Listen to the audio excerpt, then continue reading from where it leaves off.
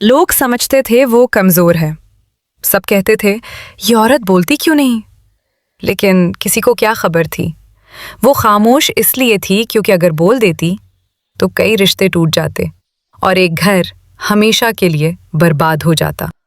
खामोशी से किचन में जाती, चूल्हा जलाती और नाश्ता बनाते हुए एक ही ख्याल दिल में दोहराती, आज भी मैं कुछ नहीं कहूँगी। शादी को 3 साल हो चुके थे। शौहर बात कम, मोबाइल ज़्यादा करता था। सास को उसकी खामोशी खटकती थी और नंदों के लिए तो वो बस कम अकल बहू थी। कोई नहीं जानता था कि वो हर बात सुनती थी, हर तंज समझती थी, हर इल्ज़ाम दिल में जज्ब कर लेती थी। रात को जब सब सो जाते, वो खामोशी से आईने के सामने खड़ी हो जाती। आईने में एक औरत नजर आती जिसकी आंखों में सवाल थे मगर होठों पर ताले लगे थे।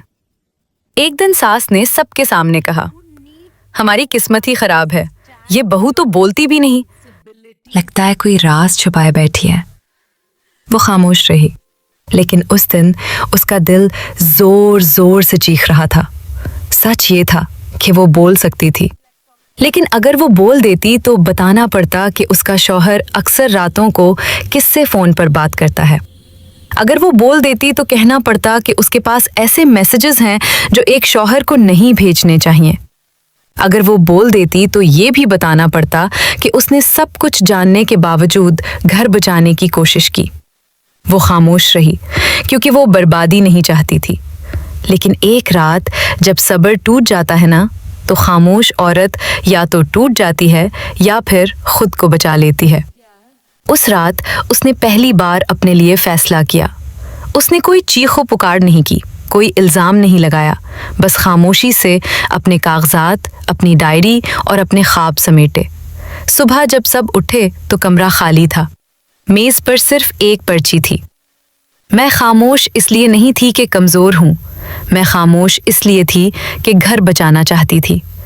अब मैं जा रही हूँ क्योंकि खुद को बचाना भी ज़रूरी होता है। आज भी लोग पूछते हैं वो खामोश क्यों थी, लेकिन सच ये है वो खामोश नहीं थी, वो बहुत मजबूत थी।